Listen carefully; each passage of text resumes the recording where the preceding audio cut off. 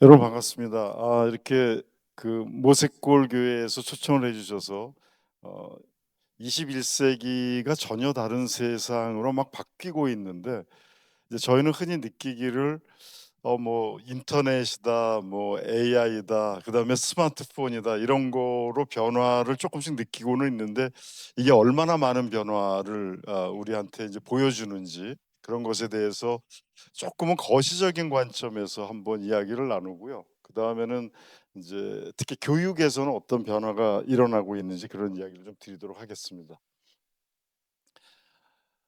지금 기업에서는 무슨 얘기를 많이 하면 뮤카의 시다라는 얘기를 많이 합니다. 뮤카라는 게 영어로 VUCA인데, V는 volatility 그래 갖고 굉장히 빠르게 변한다. 세상이 굉장히 빠르게 변합니다.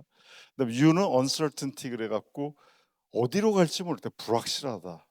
네, C는 complexity 그래서 모든 게 서로 영향을 미쳐 갖고 복잡성을 가지고 있다라는 거고요.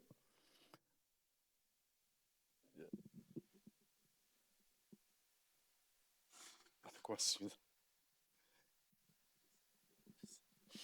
그다음에 A는 ambiguity 그래서 어느 게 어떤 거에 영향을 줬는지 잘 모호하다. 그래서 뷰카이시다라는 얘기를 이제 굉장히 많이 합니다.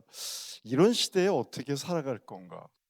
한 100년마다 세상이 확확 바뀌었습니다. 그러니까 예를 들면 1770년에 산업혁명이 일어났을 때는 우리 인간이 가지고 있는 근력을 기계가 대체했습니다. 그러니까 예를 들면 저희가 삽질을 한 100명이 모여서 하는 거하고 포크레인이 한 바가지 푸는 것하고 비슷할 정도로 인간의 근력을 이제 바꿔놨는데, 최근 놀랍게도 변화가 나타나서 AI에서 변화가 나타나는 거는 우리의 머리를 바꿔놓는 거거든요. 생각을 바꿔놓는. 이게 굉장히 빠르게 바뀌어 갖고 그동안 한 200년 동안에는 주로 이런 생산 측면에서 굉장히 많은 변화가 일어났습니다. 특별히 20세기를 우리가 다 살았기 때문에 대부분은 20세기 생각만 갖고 살고 있는데, 20세기는 인류 문명에서 굉장히 특이하고 유일한 그런 세대입니다. 왜 그러냐면 1911년에 산업공학을 하는 프레드릭 테일러라는 사람이 과학적 관리법이라는 걸 주장해 갖고, 모든 일을 잘게 쪼개서 한 가지 일만 잘하면 그걸 모아 놓으면은 굉장히 생산을 많이 할 수 있다.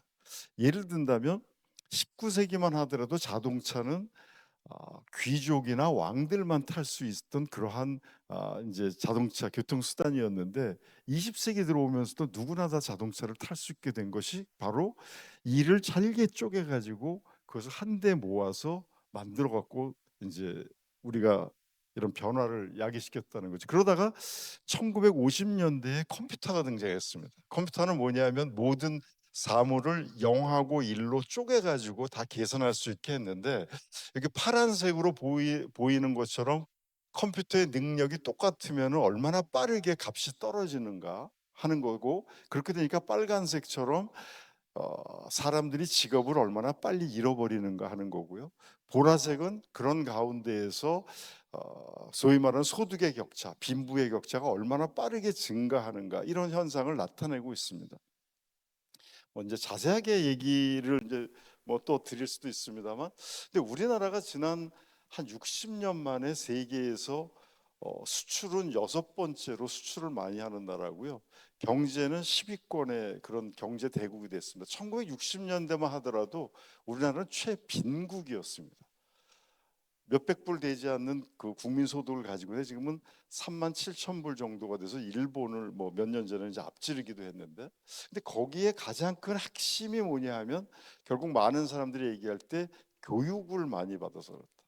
특별히 일제 강점기가 끝나고 그다음에 전쟁 6.25 전쟁이 끝난 다음에 사회에서 신분이 다 없어진 다음에 교육을 잘 받으면은 굉장히 성공할 수 있는 가능성이 많았기 때문에 모든 사람들이 교육을 시켜가지고 1960년대에는 대학 진학률이 6%밖에 안 됐고요. 저는 이제 70년대 말에 졸업했습니다. 80년대 초까지도 대학 졸업생이 20%밖에 안 됐는데, 지금 한 80%가 다 대학을 다닌 걸로 이렇게 돼 있습니다. 그러니까 오바마 대통령도 한국의 교육이 최고다, 한국을 봐라, 이렇게 얘기를 했는데, 이게 지금 위기에 닥쳐 있습니다. 지금 무슨 말이냐면 20세기의 대량 생산 체제의 일을 잘게 쪼갤 때에는 굉장히 효과적이었는데 21세기로 넘어가서도 한국 교육이 정말 좋은 걸까? 한국 교육뿐만 아니라 우리가 직장도 그렇고 모든 거가 이제 새로운 상태로 막 변하고 있는데, 이걸 어떻게 생각하면, 아주 쉽게 생각하면 이런 겁니다. 1868년에 일본에서는 명치유신이 일어나갖고 이미 근대화가 시작이 됐습니다.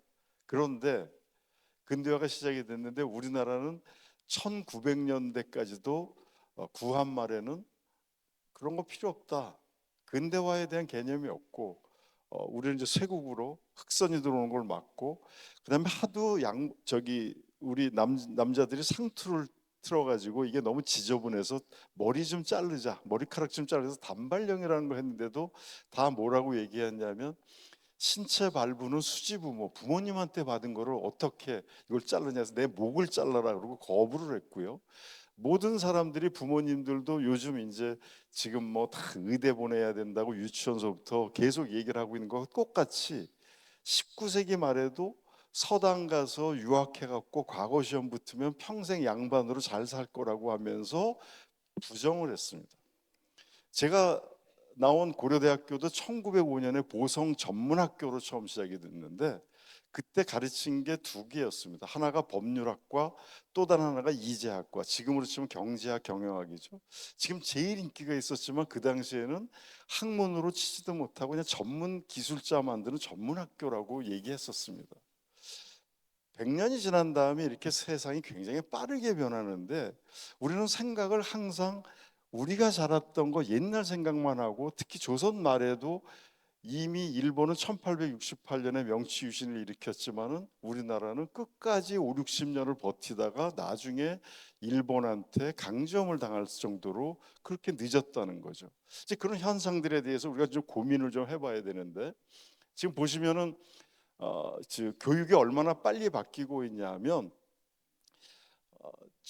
이제 뭐 코로나 사태 그 이전도 그렇고 한 20년 전서부터 호주가 영어를 많이 가르쳤습니다. 미국이나 영국에 유학을 가면 굉장히 비싸기 때문에 거기서 뭐 동남 학생들이나 중국 학생들 영어를 많이 가르쳐 갖고 거기서 돈을 많이 벌면서 재미를 봤어요. 호주는 산업이 하나도 없습니다. 유일하게 팔 수 있는 게 철광석 뭐 이런 것들, 천연자원만 파는데, 지금 호주 경제의 두 번째 산업이 뭐냐 하면 교육입니다.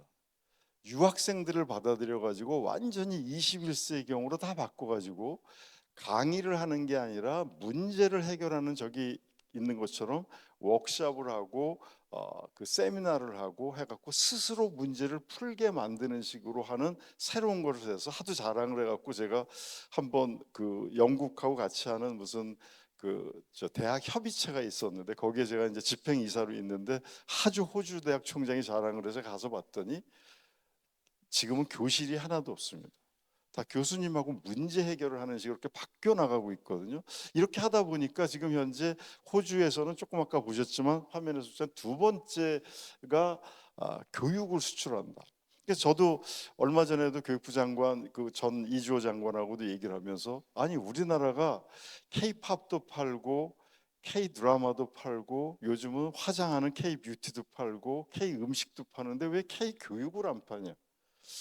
제가 이제 타자대학교를 하면서 새로운 형태로 온라인으로 모든 것을 다 바꿔서 하고 있었더니, 인도네시아 교육부 차관이 와서 자기네 나라는 섬나라기 때문에 대학을 많이 못 간다, 대학 진학률이 아직도 30%이기 때문에 온라인으로 하는 것에 대해서 우리의 모델을 좀 갖고 싶다 해서 저희가 이제 그런 것을 지금 개발을 하고 있습니다만, 완전히 새롭게 해서 여기 보시는 것처럼 호주는 두 번째인데 515억 호주 달러라고 하면 거의 50조 이상, 우리나라 50조 이상을 외국 유학생들이 와서 그 수입으로 잡고 있습니다. 그래서 우리나라도 이제 그런 형태로 많이 바뀌어야 된다. 그러기 위해서 어떻게 해야 되는가 하는 걸 한번 좀 고민을 해보면요. 죄송합니다. 뒤로. 대학의 위기라고 하는데, 우리나라의 지방 대학이 벚꽃 피는 순서로 문을 닫아야 된다라고 위기라고 얘기하지만 전 세계의 위기입니다. 이미 미국에서도 경영학의 대가라고 얘기하는 피터 드러커가 1997년에 30년 뒤에 대학 캠퍼스는 역사적 유물로 될 거다, 현재 대학 살아남지 못한다. 토마스 프레이라고 그 뉴욕 타임즈 칼럼니스트로 굉장히 유명한 분도 2030년이면 세계 대학 절반이 사라질 거다 이렇게 얘기를 했습니다. 이게 무슨 말이냐 하면 지금 현재 이거는 우리나라뿐만 아니라 미국도 현실화가 돼서 작년에 2025년 통계를 보면 125개 대학이 이미 문을 닫으려고 팔려고 나왔습니다, 시장에. 사실 여기도 뭐 이 대학도 굉장히 어렵다라고 얘기하는데 자꾸만 이제 이런 식으로 해서는 대학이 살아남을 수가 없다. 뉴욕 타임즈에 나왔던 얘기인데 옛날에 대학이라는 것은 사람들을 깨우쳐주고 가르쳐주는 인라이트먼트라고 얘기하는데 지금은 언임플로이먼트 팩토리라고 해서 실업자를 양산하는 공장이 됐다. 그 다음에 디플로마 학위라고 하는 것은 이게 능력을 표시해 줬는데 이제 하버드 스탠포드 나왔다고 하는 것은 가문의 영광이고 자기의 자랑이지 아무런 쇼업하는 거에 불과하다. 대학교 입시는 쓸데없는 경쟁이다 이렇게 얘기를 하고 있고요. 재밌는 거는 하버드 대학에서 서지학을 도서관학을 하는 분이 박사가 사멀 아브스만이라는 사람이 이런 이제 조사를 했습니다. 하버드 대학에서 새 책이 나온 다음에 얼마 지나면 아무도 안 찾아 대출을 안 하나. 그래서 그걸 평균을 내봤더니 물리학은 13년, 경제학은 9년. 그러니까 다 새로운 생각들, 아이디어가 계속 나오기 때문에 10년만 지나면 이미 지식이 쓸데없어져서 저기서 보면은 유통기한이 있다. 익스플로레이션 데이시 있다. 그러니까 익스파이어 된다라는 거거든요. 그런데도 지금은 옛날 지식을 그냥 알고 있던 걸 계속 교수들이 가르치는 그러한 대학은 의미가 없다. 조금 이제 하나 저는 요심순야라고 그래서 뭐 오늘 여기는 이제 제가 자료를 안 가져왔습니다만 사회학자들이 얘기할 때 두 가지 조직은 절대로 안 망한다 그러는데 그 중에 하나가 교회고 그 중에 하나가 대학이라고 얘기했는데 둘 다가 지금 망하고 있습니다. 제가 영국의 그 교환 교수로 2005년 20년 전에 가 있었을 때에 노팅함에 가서 이제 뭐 회의가 있어서 갔는데 하도 시끄러워 갖고 교회 옆에 호텔이었었는데 나중에 봤더니 교회가 전부 다 영국은 거의 대부분 교회에서 예배를 안 드립니다. 거의 대부분 특히 영국 같은 데서는 전부 다 술집으로 바뀐 데도 있고요. 그 다음에는 뭐 에딘버러 같은 데 가보게 되면 교회가 층고가 높으니까 그걸 다 5층으로 만들어서 여행사도 하고 어떤 데는 특이하게 무슨 뭐 재미있는 박물관처럼 했는데 위에 성화가 많으니까 그거를 천국이라고 얘기하고 지하를 파갖고 거기 뭐 드라큘라도 나오고 하는 걸 지옥이라고 해서 지옥과 천당 이런 걸 해서 표를 받고 입장을 하게 하고 이런 식으로 다 바뀌었습니다. 저는 이제 그 런던 근처에서 교회를 다녔는데 한 작은 뭐 그 감리교회가 하나 있어서 집 옆에 거기 다녔는데 한 7, 80명 주일날 모이나 그러는데 거의 80% 이상은 다 외국인들이고요. 영국 사람들은 교회 안 나옵니다. 거의. 그래서 그 옆에 제가 노팅엄 갔을 때 진짜 교회가 있다 그래서 거기를 한번 가봤더니 예배드리러 저희 가족들하고 같이 갔더니 그 할머니들 한 7분이 뒤에 예배당 그 뒤에 이렇게 벤치에 앉아 계시면서 왜 왔냐고 동양 사람이어서 예배드리러 왔다 그랬더니 예배 없습니다. 기도하고 가세요. 예배가 다 없었습니다. 여러분들도 예를 들면 밀라노 성당이라든가 비엔나 성당을 가시면 예배드리러 가십니까? 아니면 구경하러 가십니까? 구경하는 장소로 다 바뀌었다는 거죠. 근데 이런 변화가 왜 일어났냐 하는 거를 이 요시미 순야 교수가 미디어 학부 교수입니다. 그래서 미디어의 변화가 세상을 굉장히 빠르게 바꾸고 있다고 얘기합니다.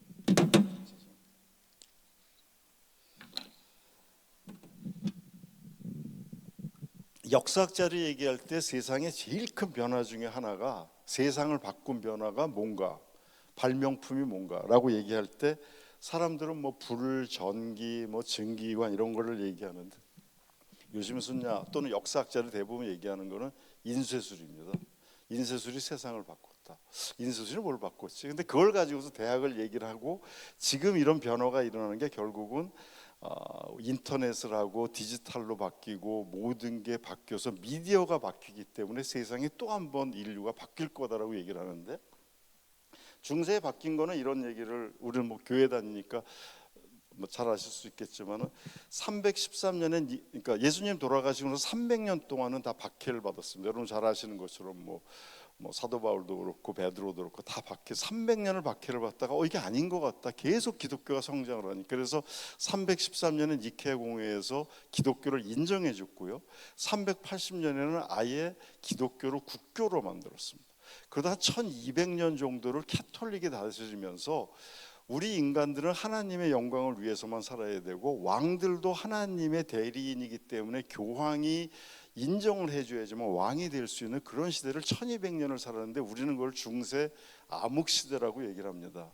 왜 그러냐 하면 사람이 사람으로서 살지 못하고 로마 캐톨릭에서 모든 것을 지배했기 때문에. 그런데 왜 이런 일이 벌어졌냐 하면 잘 아시는 것처럼 요즘도 그렇습니다만 로마 캐톨릭에서는 모든 전 세계의 성당에서 미사 드리는 게 동일한 성경 가지고 동일한 설교를 가지고 하는데 말로 전하는데 성경을 읽을 줄 아는 사람들은 신부님밖에 없었고 다 라틴어로 된 성경을 읽었습니다. 당시에 종교개혁이 1517년에 일어났을 때에 그리고 인쇄술이 나타났을 때에 이탈리아에서도 라틴어를 읽을 수 있는 사람이 남자는 10%, 여자는 2%밖에 안 됐다고 합니다. 그러니까 신부님만 읽으니까 신부님은 말씀만 들어야지만 하나님의 이야기를 들을 수 있었고요. 그리고 성경은 1년에 2권 내지 3경만 필경사가 그 필사를 해갖고 전달됐기 때문에 확산이 될 수가 없었던 거죠.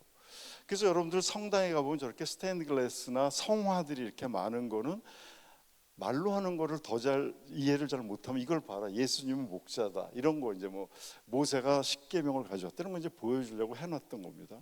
그런데 이렇게 하다 보니까 점점 캐톨릭 교회가 조직은 커지면서 나중에 문제가 많이 생겨가지고 15세기 16세기 됐을 때 심지어 뭐까지 했냐면 잘 아시는 것처럼 면죄부까지 팔아서 동전을 딸랑 헌금을 해서 떨어뜨리면 지옥에 있던 아버지가 하늘나라로 올라간다. 이런 이제 면죄부까지 파는 일이 벌어지니까 신학자인 마틴 루터 같은 사람이 이건 말이 안 된다. 그래서 95개의 조항을 써갖고 캐톨릭에서 잘못하고 있는 것을 반박문을 써서 대학 교회 앞에다 붙였습니다. 그런데 만약에 이게 인쇄술이 발전하지 않았다라고 하면 발달되지 않았다라면 그냥 찻잔의 폭풍으로 끝났을 텐데 이게 마틴 루터 한 게 1517년인데 1455년에 구텐베르크가 독일에서 인쇄술 금속 활자를 했기 때문에 그걸 가지고서 마틴 루터가 6개월 동안 30만 장을 프린트를 해서 유럽 전역에 퍼뜨렸고 그러다 보니까 뭐 스위스의 스윙글리, 칼빈 이런 사람들도 맞아 이게 맞는 말이야 그랬고 마틴 루터는 그 종교인들한테 로마 교황청에 살해 위협을 당해서 도망가 갖고 귀족 밑에서 성경을 독일어로 이제는 사람들도 읽어 일반 사람 성도들이 읽었는데 독일어로 번역을 했습니다. 그게 처음에 나올 때 첫 번째가 뭐 6천 권이 팔렸다고 계속해서 이제 프린트를 해서 팔게 되니까 사람이 읽어보기 시작했거든요. 그랬더니 모든 거가 로마 카톨릭에서 하는 대로 살아야 된다라고 했는데 그게 아니라 예수님이 하신 말씀을 봤더니 온 천하를 얻고도 목숨을 잃으면 뭐가 중요하냐? 사람이 중요하다. 안식일을 위해서 사람이 있는 게 아니라 사람을 위해서 안식일이 있다. 이런 이야기를 듣고 사람들이 이제 바뀌기 시작했습니다. 그래서 나온 것이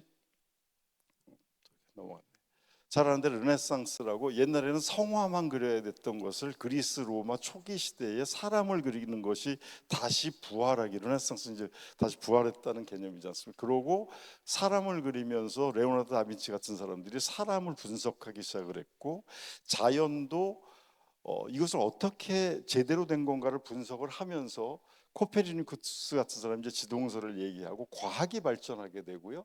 그러면서 프란시스 베이컨 같은 사람이 아는 게 힘이다. 이제는 이제 알아야 된다. 그냥 무지한 상태에 캐톨릭에서 가르치는 데 빠져 있으면 안 된다 그러고 교육을 시키기 시작을 했고요.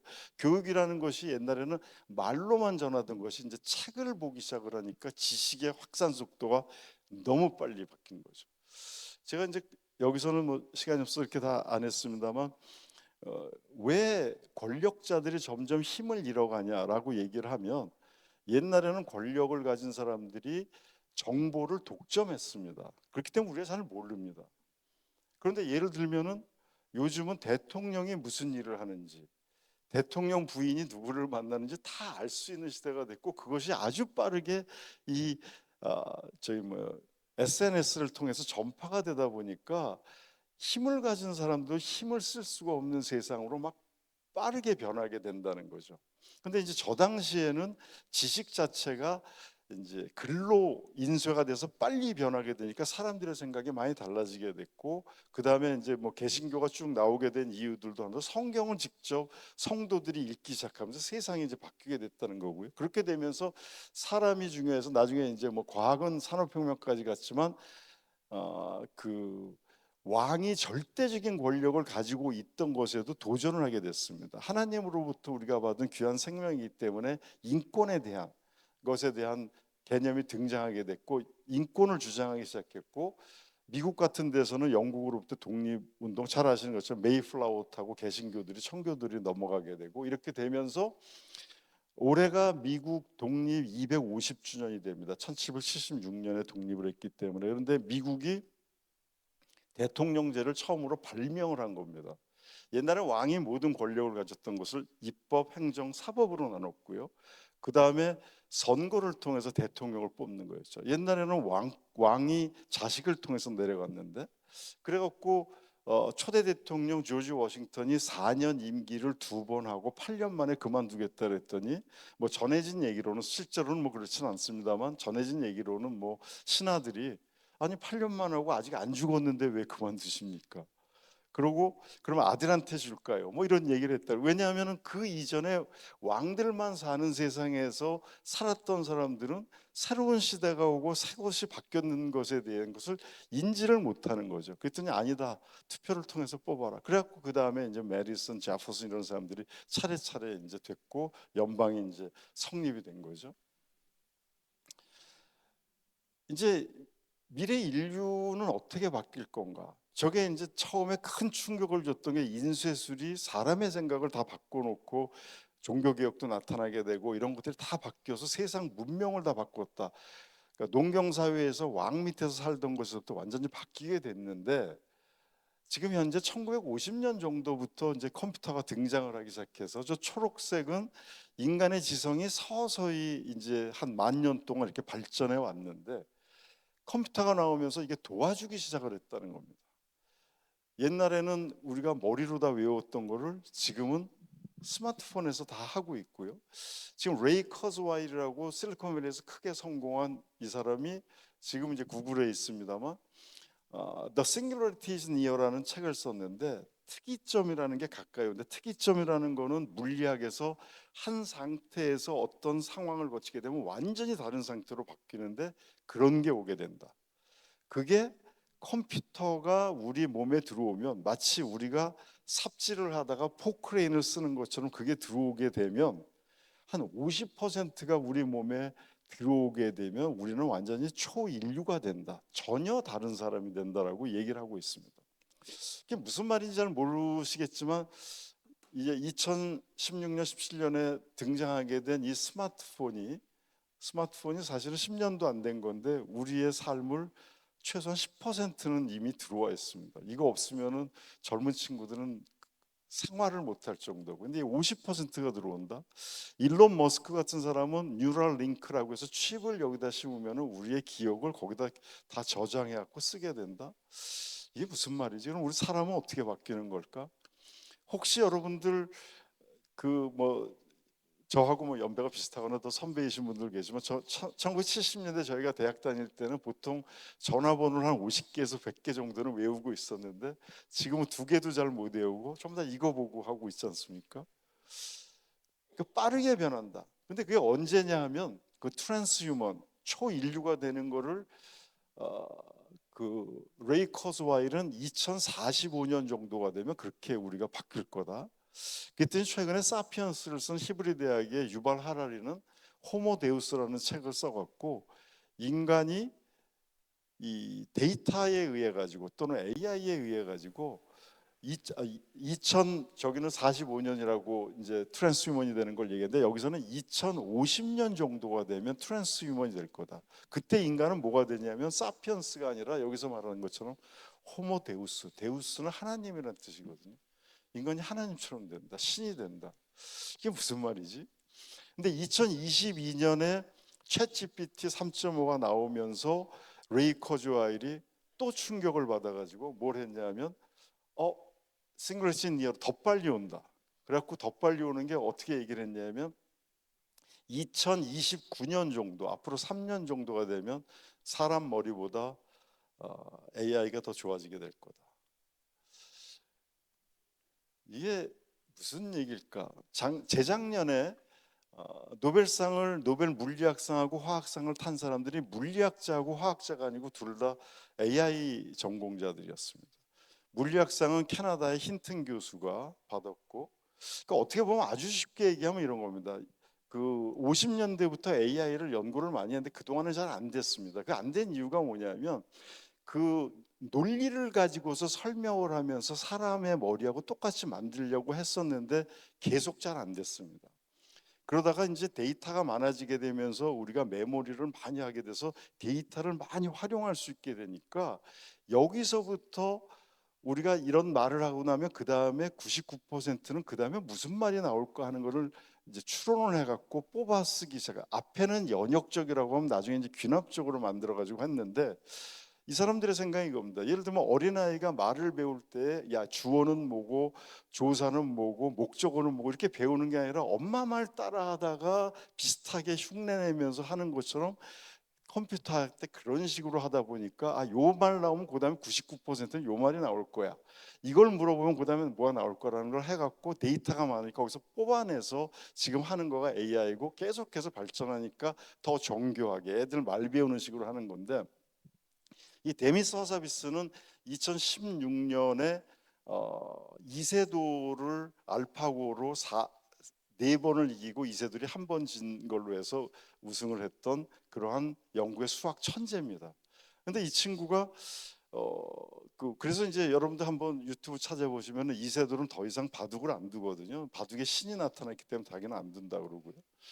근데 이 친구가 그 다음에 뭘 또 만들었냐면 1년 뒤에 알파고에서 알파고 제로를 만들어서 알파고는 모든 바둑 잘 드는 사람이 기본을 다 외워갖고 그거를 가지고서 컴퓨터 이 AI한테 가르쳐줘갖고 걔가 이세돌하고 이제 게임을 한 거였는데 그 다음에는 바둑의 기본 원리만 알려주고 AI끼리 맨날 두게 해갖고 24시간은 잠들도 안 자니까 기계라서 그렇게 하고 났더니 지금 이세돌을 4대1로 이겼던 알파고는 이 알파고 제로한테 백전백패한다 그럽니다.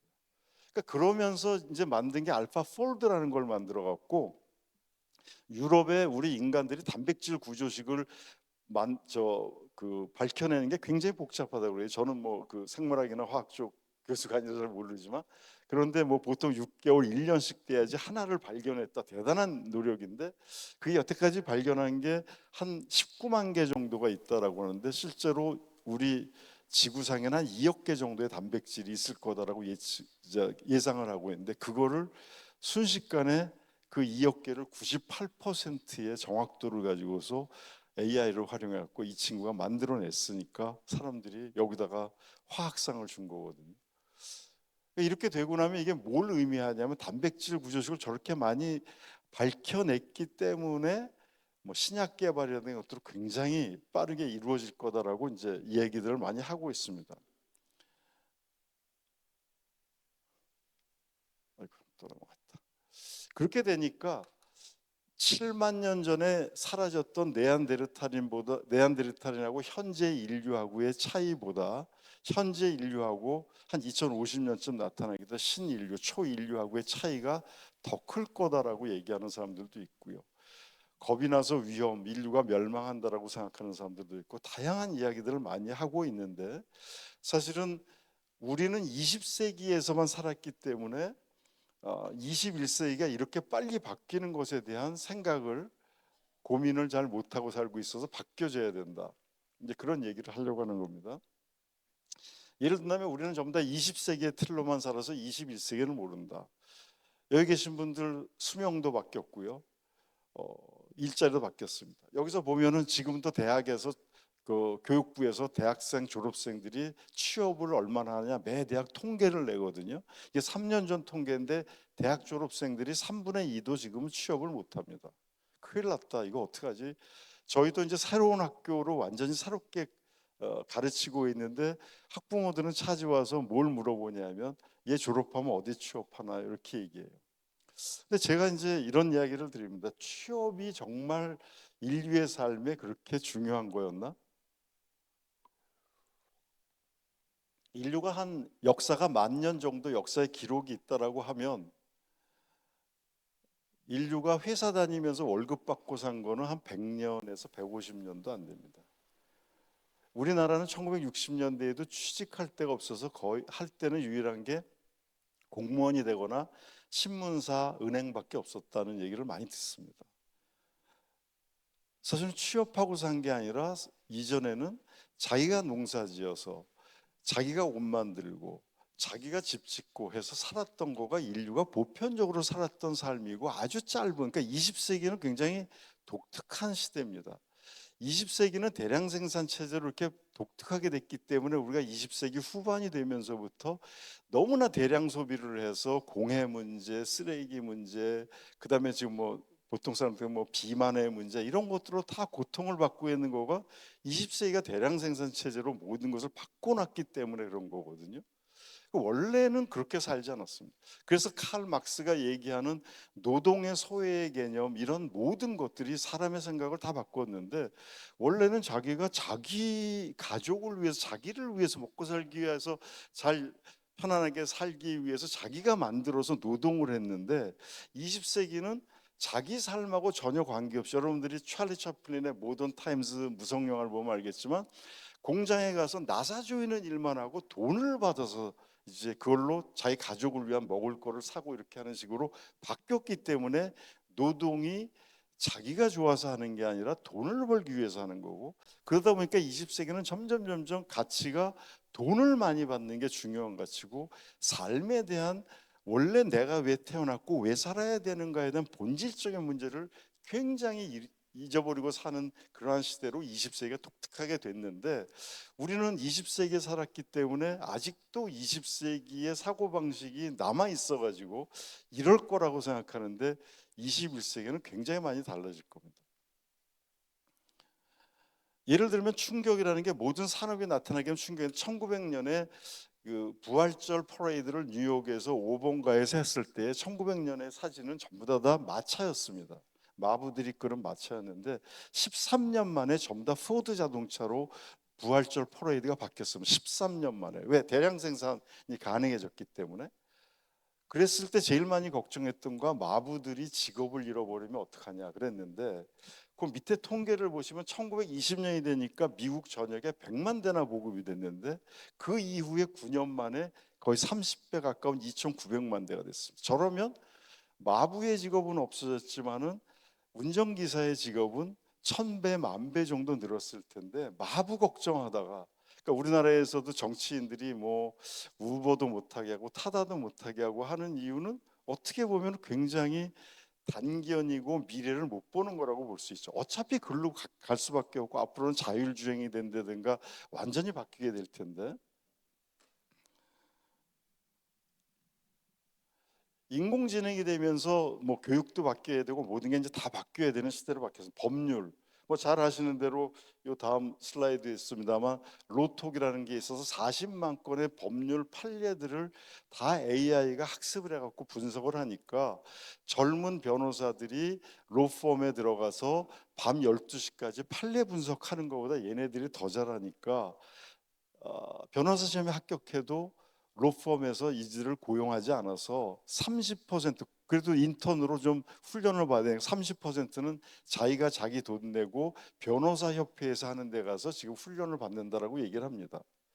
더 심각한 거는, 옛날에 회계사가, 고려대학교도 뭐 회계사 많이 배출한다고 굉장히 자랑 많이 하고 했는데 1년에 3,000명을 뽑는데, 이 친구들이 회계사 사무소 가서 1년은 훈련을 받아야지만 시험 합격한 다음에 회계사 자격증을, 훈련을 받아야지만 자격증을 받는데 그거를 70%가 못하고 있어서, 심지어 최근에는 쿠팡 배달한다고 그래요. 변호사 회계사 시험 합격하고 나서도.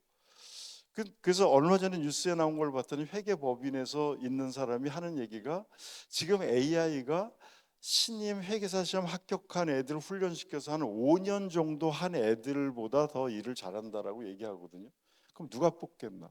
그러니까 지금도 이제 계속 나오는 거가 젊은 친구들은 점점 이 일자리를 못 잡고 있고, 오히려 이제 60 정도 넘은 사람들이 오히려 일자리를 더 많이 얻고 있다. 작년에 이제 역전이 됐습니다. 이제 그런 일들이 이제 빠르게 이제 바뀌고 있고요. 의료도 굉장히 빠르게 바뀌어서 저희가 그냥 느끼진 못하고 있지만, 이 에릭 토폴이라고 미국에서 최고의 심장병 전문 의사인데, 이분이 세 권의 책을 우리나라에서 번역했는데, 하나는 The Creative Destruction of Medicine에서 의학 체계가 다 창조적 파괴가 된다. 우리나라 말로는 청진기가 사라진다라고 됐고요. 두 번째 책은 사라진 이후인데, 더 재미있는 거는 원 제목은 The Patient Will See You Now입니다. 이제 환자가 의사를 지켜볼 거다.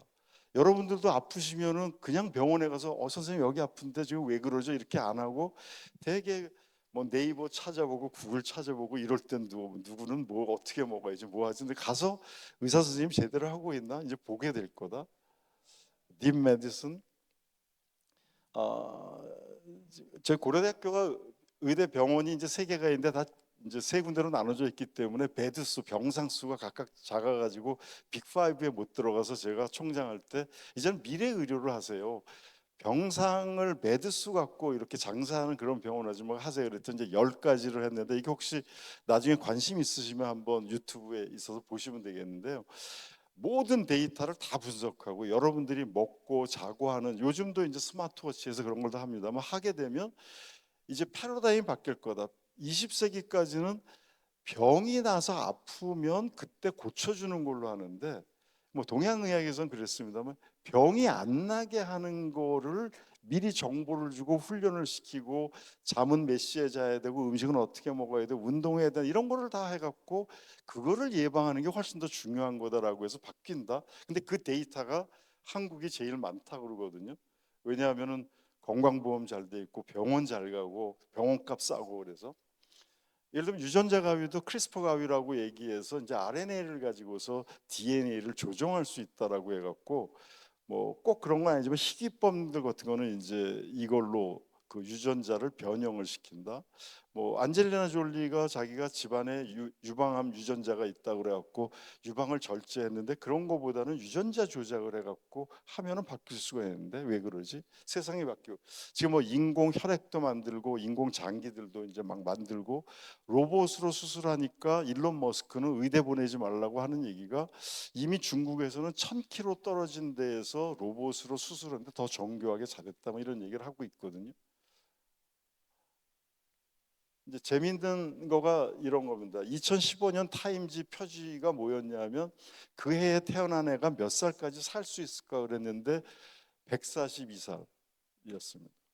2015년에 태어난 애가. 여기 계신 분들 되게 이제 뭐 아직도 뭐 주변에서 돌아가시는 분들 많지만, 이제는 100세 넘는 게 그렇게 크게 달라진 건 아닌데, 원래 인류는 30년을 한 세대라고 하면 두 세대 사는 걸로 여태까지 쭉 살아왔습니다. 머릿속에 이렇게 DNA가 돼 있어요. 그래서 근대화 이후에도 사람들은 열심히 공부해서 좋은 대학 가고 좋은 대학 나와서 좋은 직장 얻고, 좋은 직장 얻은 다음에 좋은 결혼해서 그다음에 아기 나가고 30년 동안 열심히 또 걔네들 이렇게 키워가지고 60대면 대개 은퇴해서 10년 안에 다 돌아가셨습니다. 그런데 이게 하나가 더 생겼거든요. 근데 어떻게 살아야 될지는 몰라요. 하나가 더 생겼는데, 예를 들면 우리나라도 1960년대 초 50년대 말까지 평균 수명이 53세였습니다. 그럼 이게 얼마나 바뀌었냐면, 1000년 전에는 어땠을까요? 통계가 없으니까 모르지만 1000년 전이 고려시대 때인데, 고려시대 때는 왕들이 몇 년 살았나 그건 통계가 나와 있으니까 그걸 봤더니 43세였고요. 조선시대 왕이 46세고 우리가 1950년대 말 60년대 초가 53세면 크게 안 바뀌었잖아요. 1000년 동안에. 근데 지금 우리나라 여성이 87세, 남성이 80세입니다. 그러면 30년을 더 사는 게 됐는데, 이걸 어떻게 살아야 되는지에 대한 생각이 없는 거죠. 그러니까 저희 친구들도 한 15년 전에 은퇴한 친구들이 아직도 등산 다니고 돈 좀 있으면 골프 치고 그냥 사는 겁니다. 그리고 뭐 소주 먹고 그냥 사는 거예요. 우리 할아버지의 할아버지들이 학교도 안 다니고 사셨던 것처럼 농사 아버지 쫓아서 하다가 그냥 죽게 되면 죽는 거고 이런 것처럼 사는 건데, 그래서 제가 고대 총장을 한번 연임하게 되면 3G 스쿨이라고 50대 60대가 다니는 학교를 만들어야 된다. 이거 준비해야 되는데 농담으로 했습니다. 건강 관리하는 것도 교양 과목에 집어넣고, 또 농담으로 자식들한테 돈 안 뺏기는 그것도 재정도 교양 과목으로 집어넣었고, 이제 100세를 살아야 되는데, 더 놀란 거는 WHO에서 OECD 회원국들을 대상으로 해서 영국의 최고의 의대를 가지고 있는 임페리얼 칼리지 런던하고 조사를 해봐갖고 2030년에는 사람들이 얼마나 오래 살까 했는데 압도적으로 1위가 한국입니다. 한국. 그래서 90세를 훨씬 넘게 평균이, 그러니까 대부분 이제 기대 수명으로 따지면 100세 이상을 다 사시게 되는 건데, 왜 그러나 했더니 전 세계에서 우리나라처럼 이렇게 매년 건강검진 받는 나라가 없고요. 병원비가 이렇게 싼 나라가 없고, 음식도 골고루 잘 먹고, 동네에 가보면 다 운동기구 있고. 저는 이제 농담으로 하는 말이, 아침에 텔레비 틀어보면 50% 이상이 전부 다 겁주고 병에는 뭘 먹어야 되나 건강 보조식품 팔고, 텔레비를 이렇게 건강에 대해서 아침에 하는 나라는 아마 우리나라가 유일할 겁니다. 그러니까 당연히 이제 이렇게 된다고 볼 수 있죠. 자, 그럼 어떻게 살아야 되나? 뭐나.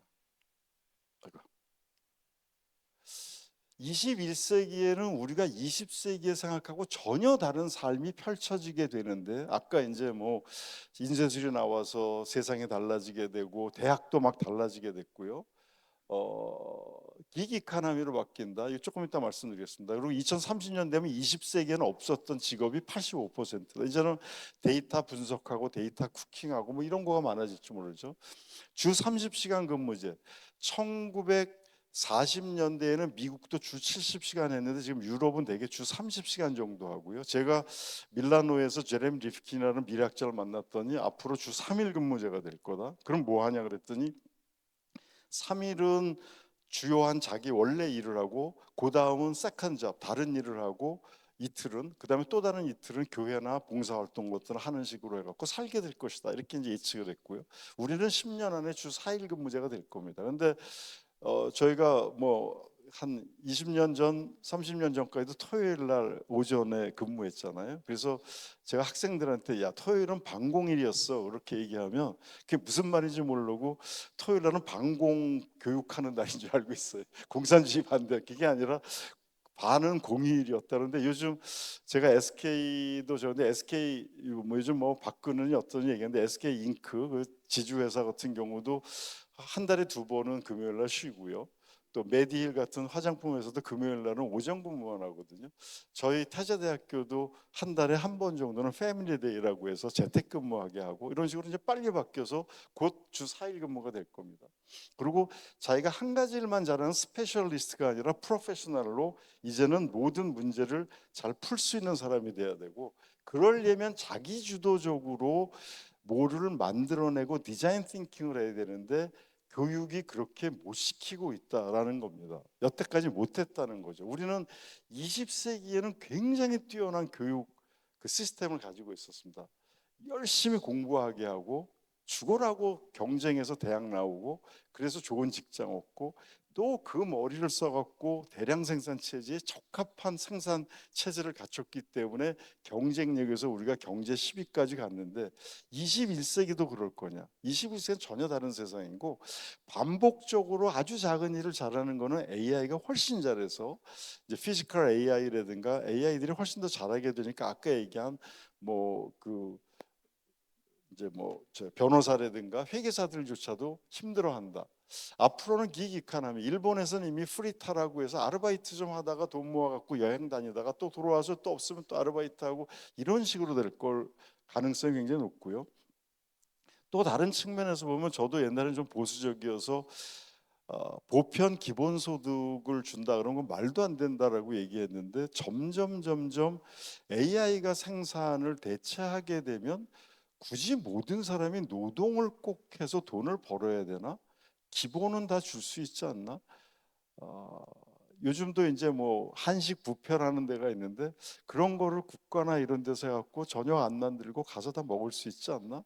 지금 이제 뉴욕에서는 새로운 진보적인 시장에 나와 가지고 지하철을 다 공짜로 하고 대중교통 다 공짜로 하는데 왜 지금 65세 이상만 공짜로 하지? 다 하면 안 되나? 그걸 정부가 돈 내주면 안 되나? 뭐 이제 이런 생각으로 막 바뀌게 되면 굳이 일을 안 하고도 자기가 정말 하고 싶은 일을 하는 걸로 바뀌어지는 세상이 될 거고, 또 시간도 그렇게 많은 시간을 노동을 할 필요가 없다. 그런데 우리는 이제 어떻게 살았냐면은, 그래서 나중 되면 이런 식으로 바뀐다. 저희 아는 뭐 저기 뭐 저 고대에서 비서도 하고 그랬던 친구인데 명예퇴직을 했어요, 얼마 전에. 그래서 왜 일찍 명예퇴직을 했냐니까, 자기가 이제 앞으로 길게 살아야 되기 때문에 새로운 직업을 해야 된다. 그래서 새로운 걸 했대. 그래서 뭘 하는데 그랬더니 알고 비밀인데 뭐 이제 얼마 뒤에 얘기해 주겠습니다. 그랬더니 얘기를 하는 걸 봤더니 저걸 한다는 거예요. 그 인터넷으로 동남아시아 애들한테 한국어 과외 선생님. 근데 어느 정도로 한국어를 배우고 싶어 하냐면, 제가 이제 그 저 ODA 사업으로 방글라데시에 갔더니 방글라데시는 1년에 3천 명 정도를 우리나라에서 노동자로 받아주는데 한국어 시험 봐야 되거든요. 근데 한국어 시험의 경쟁률이 10대 1이래요. 근데 그 10대 1보다 더 많은 사람이 시험을 보려고 해서 요 10대 1 그 10배를 추첨으로 뽑아 가지고 추첨에 된 친구들이 시험을 봐서 10대 1로 통과한다는 거예요. 그 정도로 한국어에 대해서 공부하고 싶은 애들이 많고 한국에 와서 일하고 싶은 애들이 많으니까, 그래서 자기가 시간 이렇게 해갖고 그걸 하는 거죠. 저는 이제 뭐 시골에 살면서 제가 재미있게 본 것 중에 하나가 이런 겁니다. 꼭 대학을 가야 되나?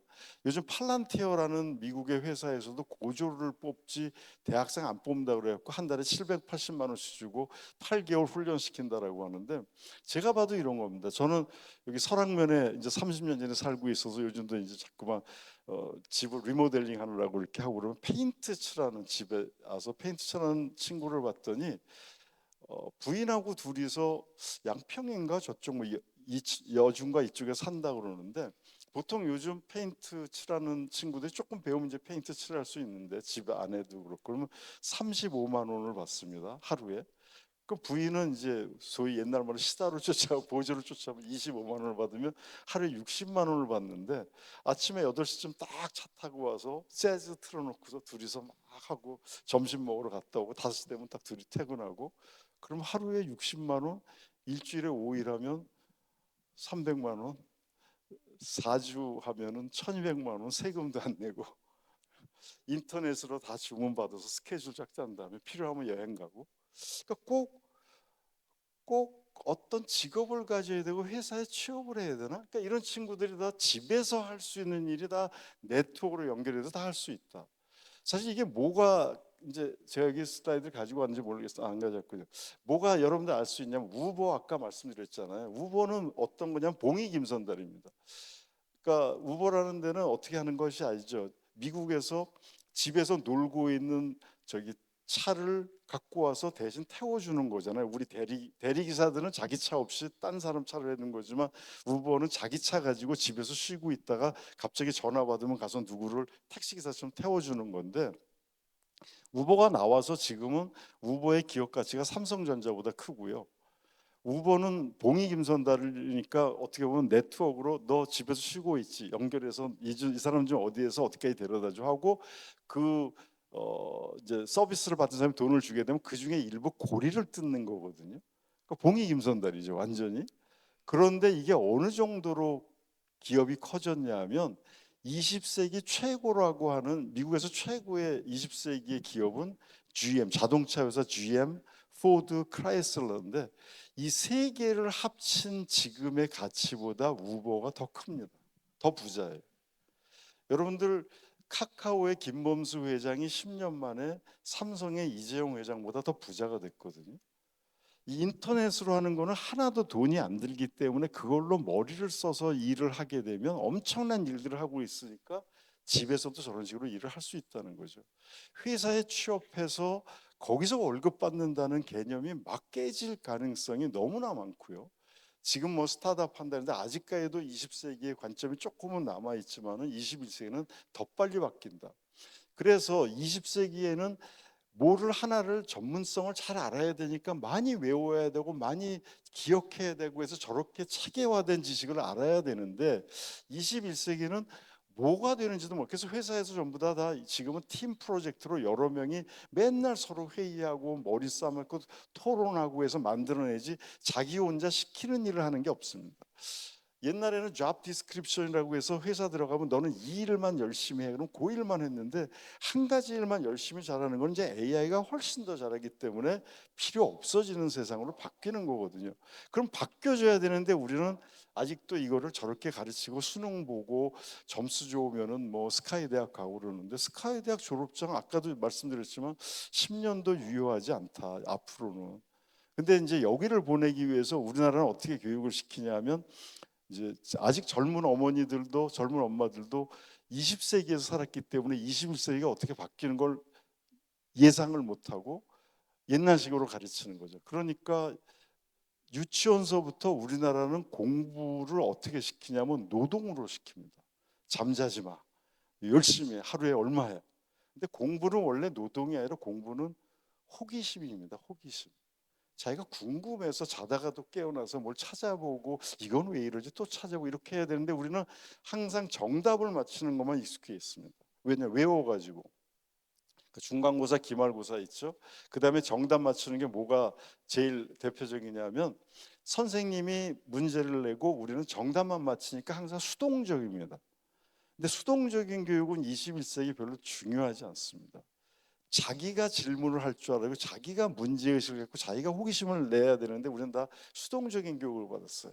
그래서 제가 교장 선생님들하고 또 선생님들 특강 같은 데 할 때 그 얘기를 많이 하는데, 요즘 애들이 하는 말투를 보세요. 말투.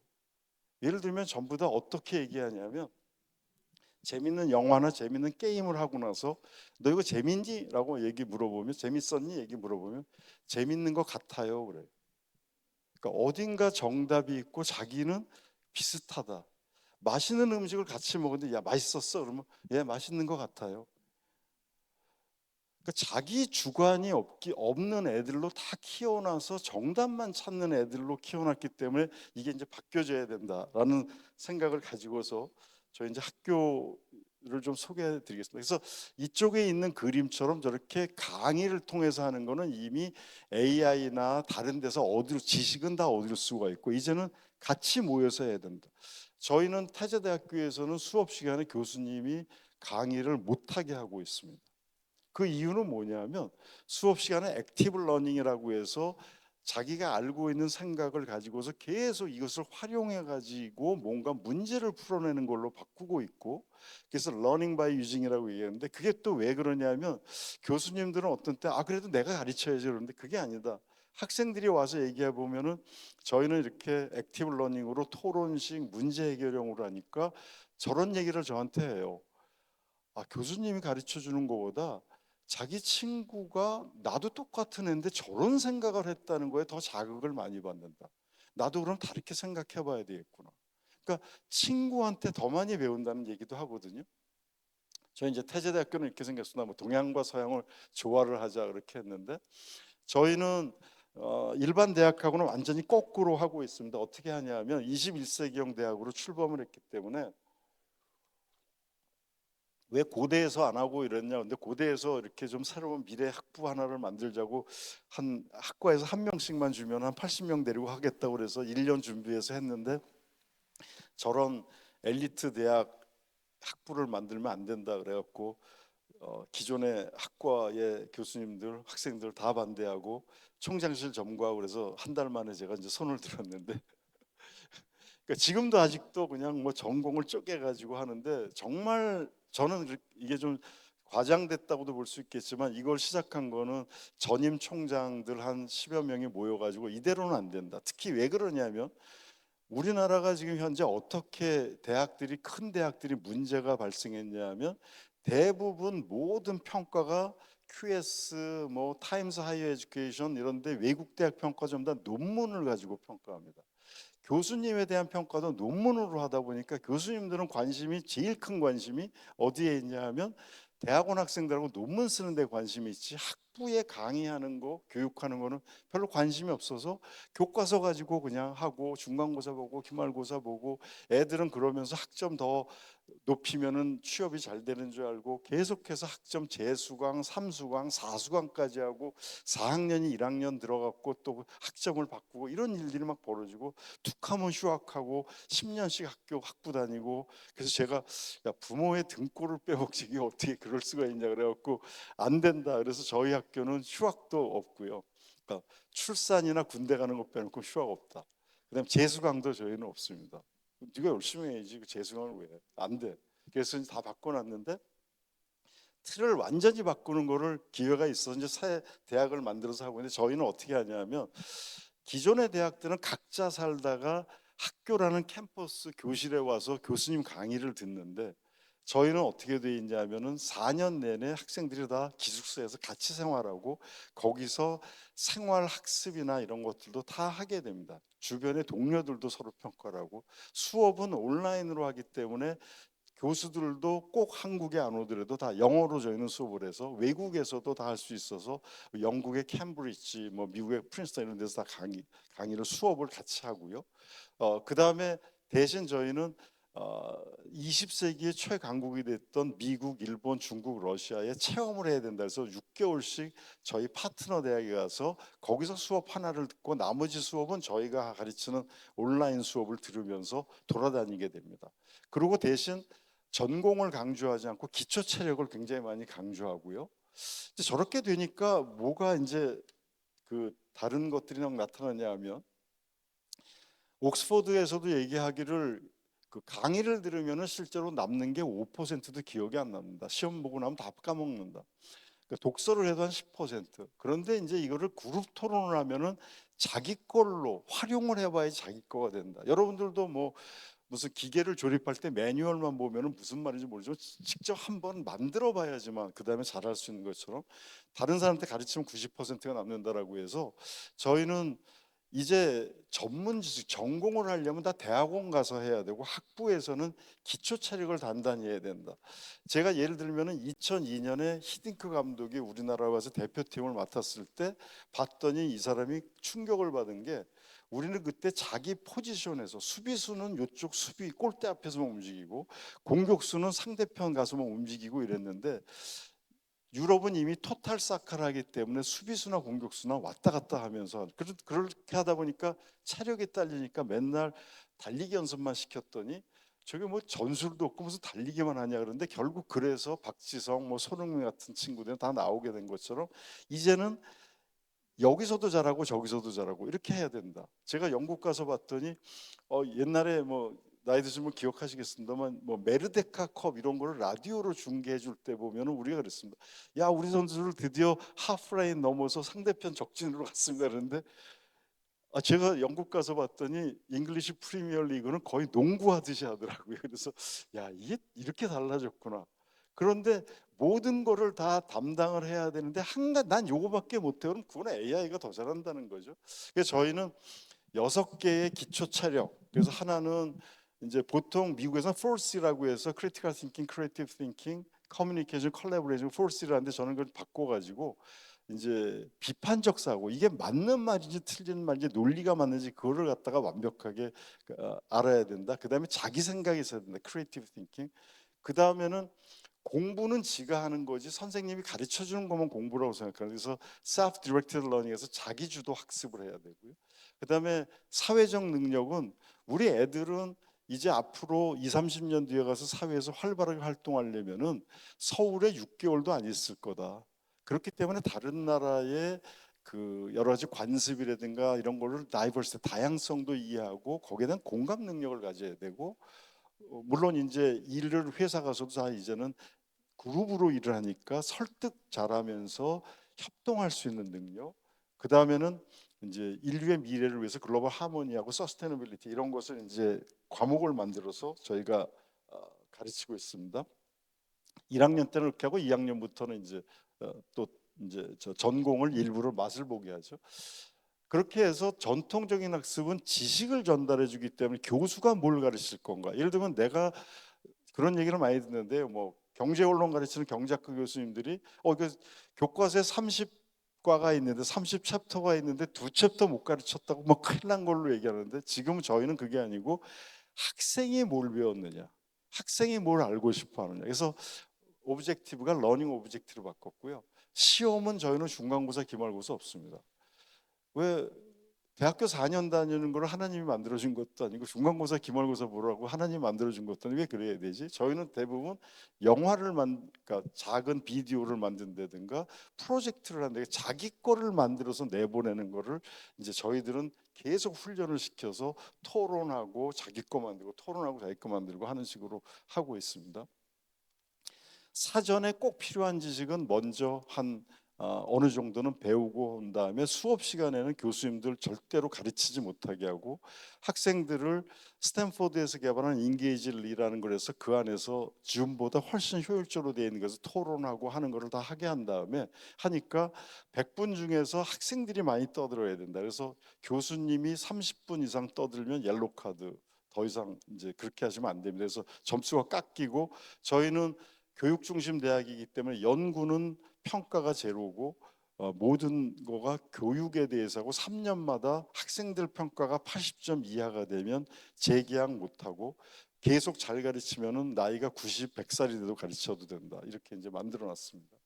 그 다음에 수업 시간에 이렇게 토론하고 한 다음에 끝나고 난 다음에는 이제 자기가 자기 주도적으로 더 알고 싶은 거는 AI의 도움을 받아서 더 심화 학습할 수 있도록 지도를 해주고요.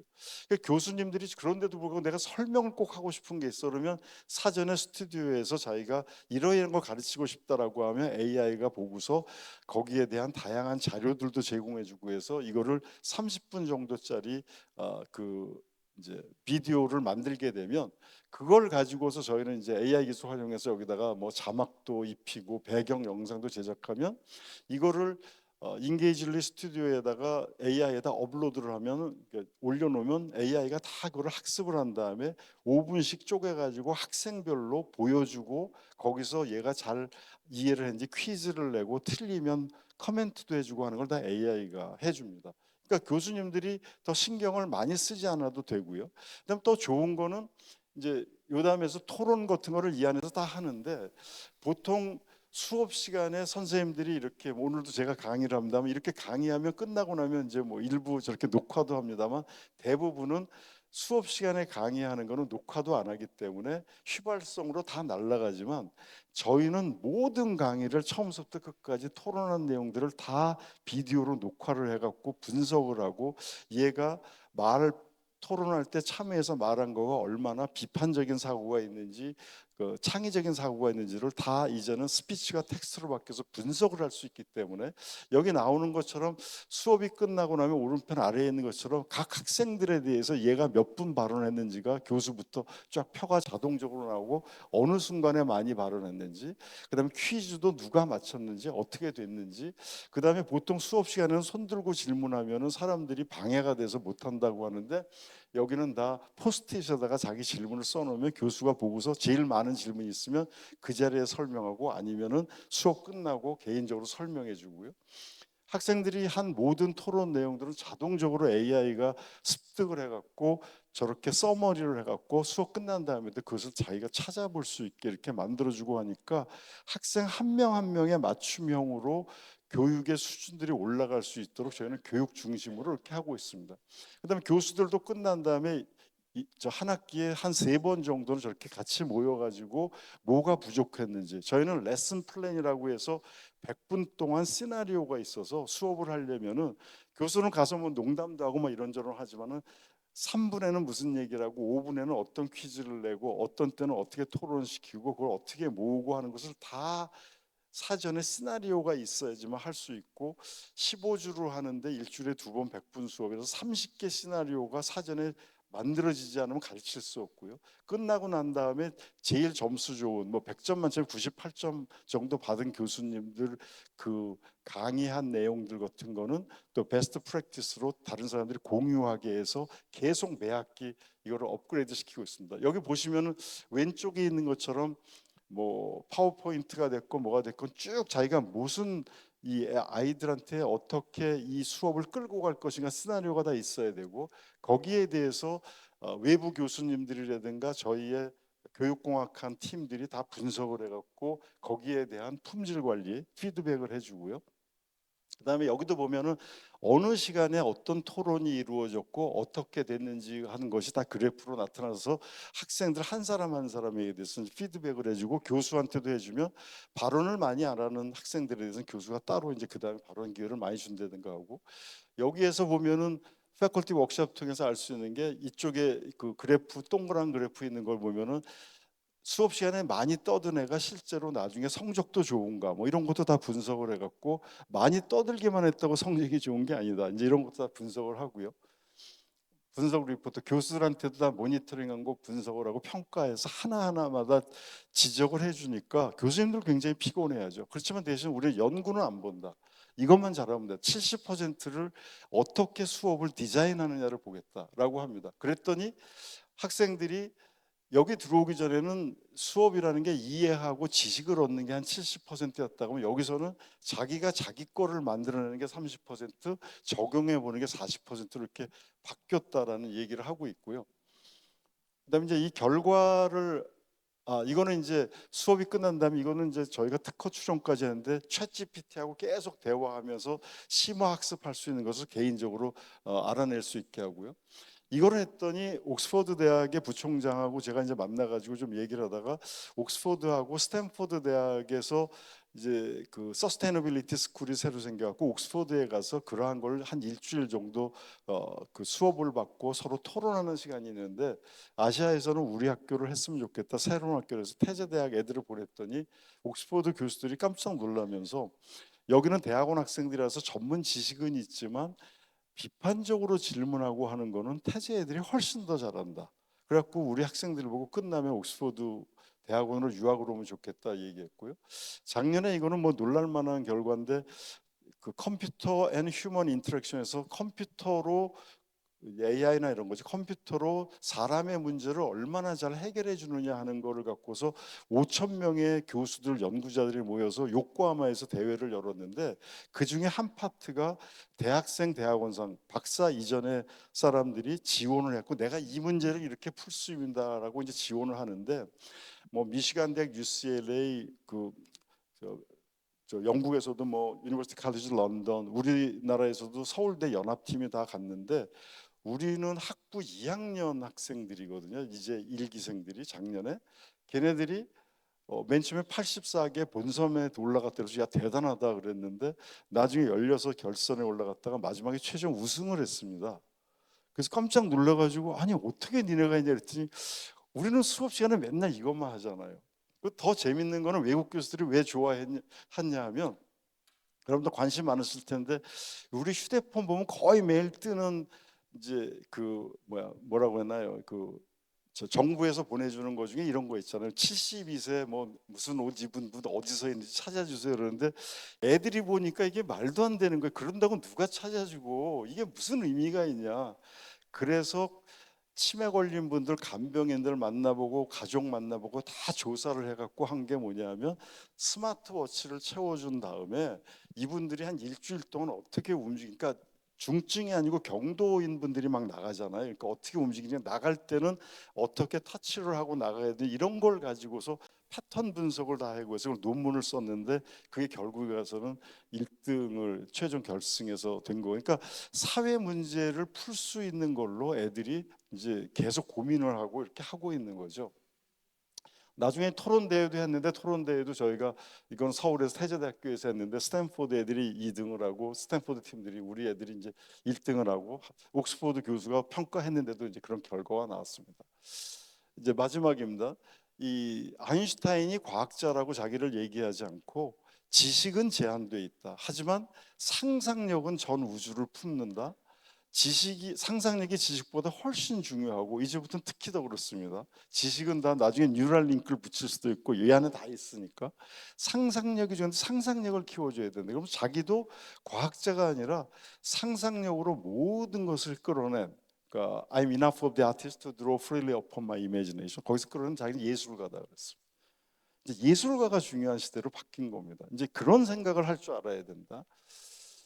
이제 인간하고 이 AI하고 공존하면서 AI를 이용해 가면서 해야 된다. 작년에도 제가 토론토 대학 가서 특강을 했더니 미국 대학 총장들, 캐나다 총장들이 많이 있으면서 이런 말을 했습니다. 무슨 말을 했냐면 챗GPT 대학에서 써도 되냐? 얘네들 논문 다 그걸로 쓰고 뭐 이제는 그러는데 시험도 보고. 그래서 제가 무슨 얘기를 하냐면 이제 그렇게 해야 됩니다. 1970년대에 공대에서 텍사스 인스트루먼트 이 계산기 갖고 들어오는 거를 갖고 들어와야 되냐 안 들어야 되냐 갖고 많이 따졌는데 지금 누가 그러냐, 다 누가 머리로 손으로 계산하냐, 다 걔한테 물어보지. 지금 서울 사이버 대학에서는 컴퓨터 사이언스 교수가 이제는 챗 GPT 안 쓰면 감점한다 그랬거든요. 쓸데없이 왜 10시간씩 들여서 네가 손으로 계산 그 코딩을 하고 있냐, 얘한테 시키고 너는 아이디어만 내면 되지. 그러니까 지난번에 제가 글로벌 인재 포럼에서도 한국경제에서 하는데 최재천 교수, 뭐 최진석 교수 이런 분들하고 같이 제가 좌장이 돼서 얘기했는데 거기서도 공통으로 하는 말이 뭐냐면 아까 제가 능동학습해야 된다 그랬는데 이제는 능력이 질문하는 능력입니다. 답하는 능력이 아니라 질문할 줄 알아야 된다. 그래서 이렇게 바뀌면 제가 몇 가지 하는데 그러니까 질문을 많이 해야 된다. 빅퀘스트 이게 뭔가, 그러니까 다른 사람이 생각하지 못한 계속 질문할 줄 알아야 되고, 그다음에 답은 저희가 AI를 통해서 다양하게 이제 그걸 조합을 해서 만들어낼 수 있는 거고요. 그다음에 이게 이제 허준희 교수인데 우리나라에서 노벨상보다 어렵다는 4년마다 한번 40대 이한테 주는 수학의 최고 천재한테 주는데 우리 허준희 교수가 받았거든요. 근데 이 친구는 원래 저희랑 같이 스탠포드에 있을 때 아버지는 통계학과 수학 쪽이고 엄마는 서울대 러시아 문학과 교수고 해갖고 이제 거기서 스탠포드 태어났는데 자기 원래 시인이 되려고 그랬다가 그러다가 물리학 하다가 바꿔가지고 수학을 해갖고 지금은 이제 이렇게 됐는데 상상력이 시적인 상상력이나 이런 거 그래서 어디 가서 말하면 굉장히 이제 과학자지만 말을 잘하지 않습니까? 그래서 이제 컨버전스 연합할 수 있는 능력, 문과 이과를 나누지 말고 둘 다 잘해야 된다 이런 얘기고요. 그다음에 같이 공동 개발해야 된다고 하고, 그다음에 소프트 스킬, 이거는 지난해에 저희가 미래교육 포럼을 할 때 캐나다의 토론토 대학에서 경영학과 교수가 와서 했는데 이제는 하드 기술이 아니라 그러니까 딱딱한 기술이 아니라 기계적인 기술, 소프트 기술.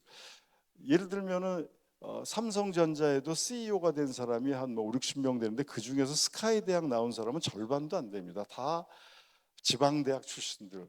왜? 리더가 되려면은 사람을 잘 다뤄야 되는 소프트 스킬이 굉장히 필요한데 우리는 어머니들이 애가 공부만 잘하면 될 줄 아는데 공부는 우리가 이 AI한테 못 당합니다. 우리가 자동차하고 달리기 시합을 합니까? 근데 처음에는 그랬어요. 이거 자동차를 4km밖에 영국에서 못 달리게 했습니다. 시간당. 그리고 옆에 빨간 깃발 들고 뛰어다니면서 했고요. 왜? 다칠까 봐. 그런데 지금은 브레이크 기술도 나오고 모든 신호등 체계나 교통 질서가 나오면서 이제는 우리가 자동차를 편하게 이용하고 있지 않습니까? 근데 AI에 대한 것도 마찬가지로 이용을 하면 되는 거지, 얘가 무서우니까 이거 개발하지 말자? 어쩔 수 없이 갈 텐데. 그럼 우리한테는 무슨 기술이 더 필요한가? 제가 무슨 뭐 자동차 엔진이 어떤 건지 브레이크 시스템이 어떤지 압니까? 저는 잘 쓰면 되는 거죠. 마찬가지로 이제 훨씬 더 중요한 게 소프트 스킬이 중요하다. 그래서 제가 이제 마지막 슬라이드로